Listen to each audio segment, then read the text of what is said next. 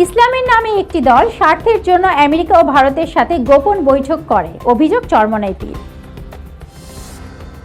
মন্ত্রীদের সপ্তাহে কমপক্ষে একদিন গণপরিবহন ব্যবহার করতে হবে জানিয়েছেন নাহিদ ইসলাম। নোয়াখালী 2 আসনের স্বতন্ত্র প্রার্থীর গাড়িতে গুলির অভিযোগ, প্রতিবাদী পাল্টাপাল্টি বিক্ষোভ। ভোট কেন্দ্রে মোবাইল ফোন নিয়ে প্রবেশ করা যাবে না জানালেন ইসি।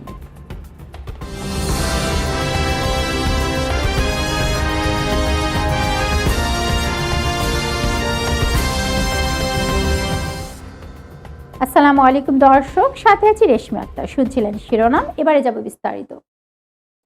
ইসলামী আন্দোলন বাংলাদেশের আমির মুফতি সৈয়দ মোহাম্মদ রেজাউল করিম বলেছেন, যখন আমরা ইসলামের পক্ষে একটা বাক্য ঘোষণা করলাম তখন বাংলাদেশের মানুষ স্বতঃস্ফূর্ত সাড়া দিয়েছিল।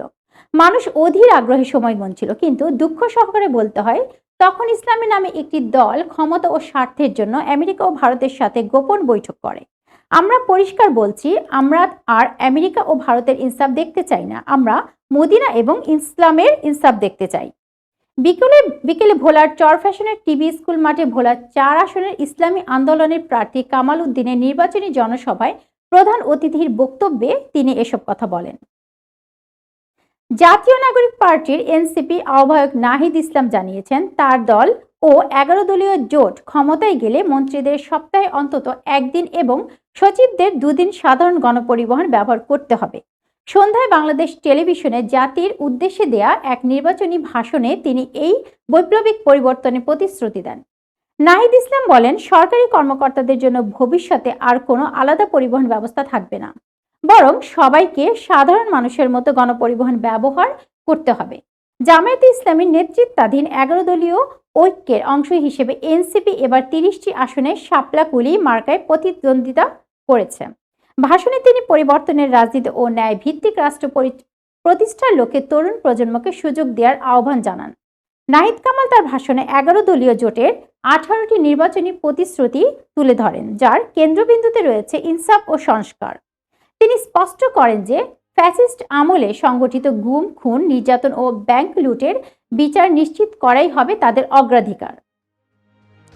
নোয়াখালী 2 আসনের স্বতন্ত্র প্রার্থী কাজী মোহাম্মদ মফিজুর রহমানের গাড়িতে হামলা ও গাড়ি লক্ষ্য করে গুলিবর্ষণের অভিযোগ উঠেছে। সন্ধ্যা 7:30টার দিকে সেনবাগ উপজেলার কাবিলপুর ইউনিয়নের দিলদার মার্কেট নামক স্থানে এই হামলার ঘটনা ঘটে। তবে এতে গাড়িতে থাকা প্রার্থী কাজী মফিজুর রহমান কিংবা তার সঙ্গে থাকা কেউ আহত হননি। তবে এই ঘটনার প্রতিবাদে কাজী মফিজুর রহমানের সমর্থকরা একটি বিক্ষোভ মিছিল নিয়ে সেনবাগ পৌর শহরের থানায় মোড়ে অবস্থান নেয়। এ সময় সেনবাগ পৌর শহরের দক্ষিণ বাজারের দলীয় কার্যালয় থেকে বিএনপির একদল নেতাকর্মী পাল্টা মিছিল নিয়ে থানার মোড়ে আসলে 2 পক্ষের মধ্যে ধাওয়া পাল্টা ধাওয়ার ঘটনা ঘটে। এখানে আসন্ন 13শ জাতীয় সংসদ নির্বাচন ও গণভোটের দিন ভোট কেন্দ্রে মোবাইল নিয়ে প্রবেশের নিষেধাজ্ঞা দিয়েছে নির্বাচন কমিশন ইসি। রোববার ইসি নির্বাচন ব্যবস্থাপনা ও সমন্বয় এক শাখার সিনিয়র সহকারী সচিব মোহাম্মদ শহীদুল ইসলাম সই করা এই সংক্রান্ত এক চিঠি থেকে এ তথ্য জানা গেছে।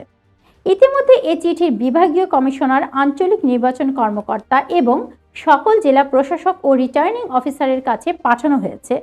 চিঠিতে বলা হয়, আগামী 12 ফেব্রুয়ারি 2026 তারিখে অনুষ্ঠিত 13শ জাতীয় সংসদ নির্বাচন ও গণভোট উপলক্ষে নিম্নে বর্ণিত ব্যক্তিগণ ব্যতীত অন্য কেউ মোবাইল ফোন নিয়ে ভোট কেন্দ্রের 400 গজ ব্যাসার্ধের মধ্যে প্রবেশ করতে পারবে না মর্মে মাননীয় নির্বাচন কমিশন সিদ্ধান্ত প্রদান করেছেন। দর্শক, এই ছিল এখনকার মতো। পরবর্তী সংবাদ দেখার আমন্ত্রণ জানিয়ে এখানে শেষ করছি। আল্লাহ হাফেজ।